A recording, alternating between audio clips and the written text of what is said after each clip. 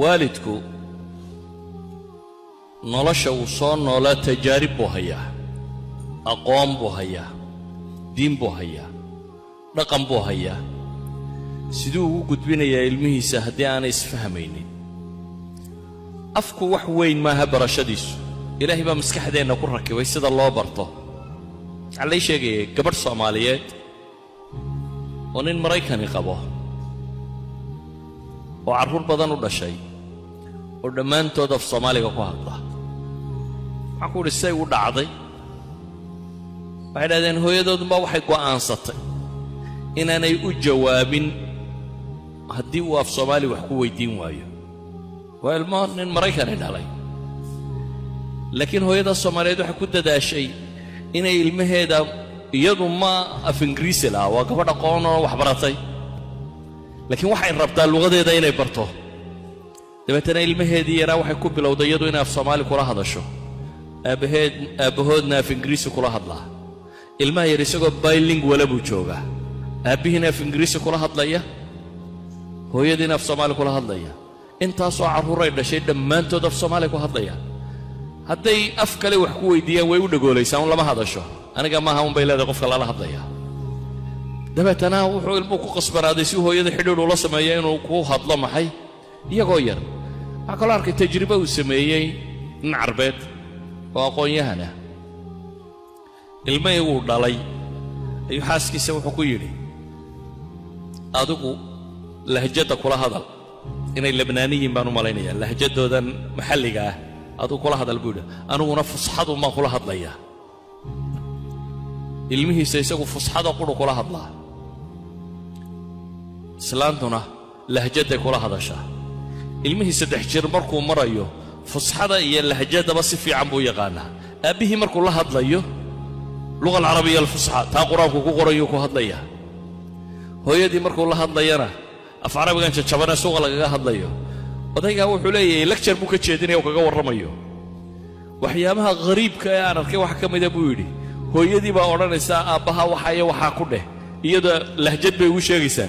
markiiba intuu tarjumo aniga fusxadun buu igu sheegayaa buu leeyahy, waayo aabbaha fusxadun baa marta, waxa kaloo lagula hadlaa ma jirto. luqa alcarabiya alfusxa buu ku hadlaya. waxaa dhib nagu noqotay unbuu yidhi, maadaama aanu 2 nin nahay, luqada carbeedna dhadig iyo rag ay leedahay, maanan haysan buu leeyahay dee luqadii qaybteedii dhadigga ka warramaysay cidaan ku wada. markii dambe ilaahay siiyey buu yidhi, markuu kan 3 jir maraya mawluud kalaan helay oo yar oo inana. negotiationkii inantii baa iyana wararkii ka soo qayb gashay.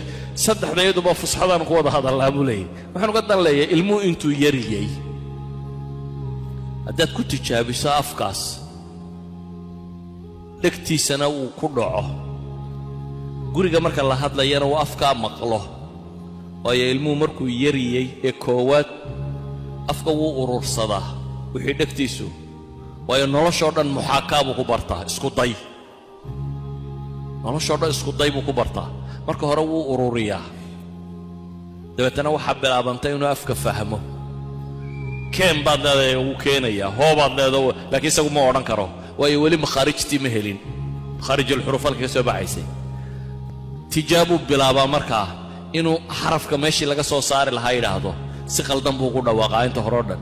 carruurtu erayadii oo qaldan oo aan si sax ahayn inta hore hooyadoodunbaa afgarata oo tidhaahdaa waxaasuu rabaa, saasuu ku leeyahy, waayo makhrajku si qaldan ugu dhawaaqaya. laakiin tajribaduu wadaa. muddo markuu tijaabada wado, marka dambe eraygii oo dhammaystiran oo saxu soo tuuraa. inta hore ilaa 200 oo eray buu bartaa, intaasuu isku celceliyaa. ilaa 4 jir markuu soo gaadho wuxuu tiradu way sii badataa, ilaa 700 eray waxbay soo gaadhaa. 5 jir 6 jir markuu gaadhana waxaa laga yaabaa luqada inteedii ugu badnayd inuu hayo. idan waalidku halkaad adigu af sawaaxili jajaban kula hadli lahayd, af Soomaali fasiixa kula hadal, isagaa baranaya. innagu markaynu hadlayno sawaaxili jajaban baa ku hadashaan soo maaha. marka intaad sawaaxili jajaban kula hadli lahayd, aduu af Soomaali saxa kula hadal. isaguna wuxuu baranayaa maxay? af Soomaaligaa saxa. ha ka warwarin sawaaxiligana berrito kuwuu la cayaaraya carruurtaabuu ka baranayaa. kuwan dabadda uu kula cayaaraya ama iskuulka markuu taga makaan berru toos isagana uu baranaya. laakiin tiisa kale waa inuu sugaa intuu guriga joogo. taanu meel laba u bixin guriga joogo waa inuu afkiisa hooyo u sugi karaa afkuna da waa xidhiidhka waalidku wuxuu ugu sheegi karaba ilmuhu dhalay af kale kuma sheegi karti kiinaba af kale ku gudan kara wuxuu rabay oo dhan hindida bay yidhaahdeen afku urdugu kama lumo India marka la joogo waa meel diimo badan oo afaf badan kumaan af lagu hadlo kumaan diimood yaaliin saadaradeed qofku markuu wadankiisa joogay buu feejigaayo soo jeeday markuu India joogay buu wuxuu qabay dagaal afeed iyo diimeedba dabeetana wuxuu ahaa qof feejigoo soo jeeda bilcagsi inagu markaynu Soomaali nahay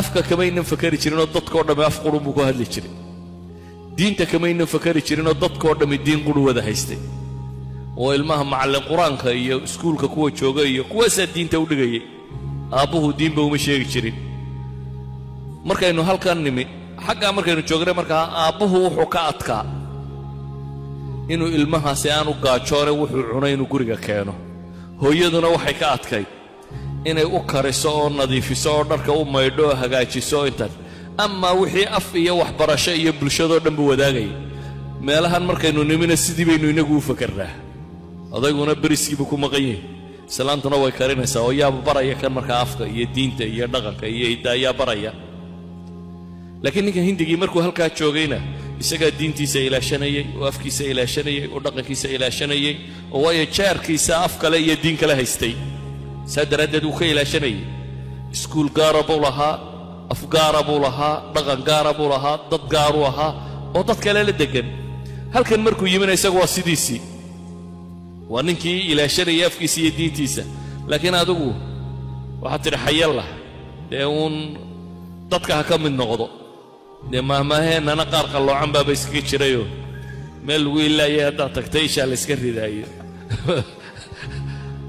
carradaad tagtaa camalkeed la yeeshaayo malaada inaynu dadka ku daransanno anigu waxaan is leeyahay dadkaba kamaynan yaraaneene ummadahaynu biirinayno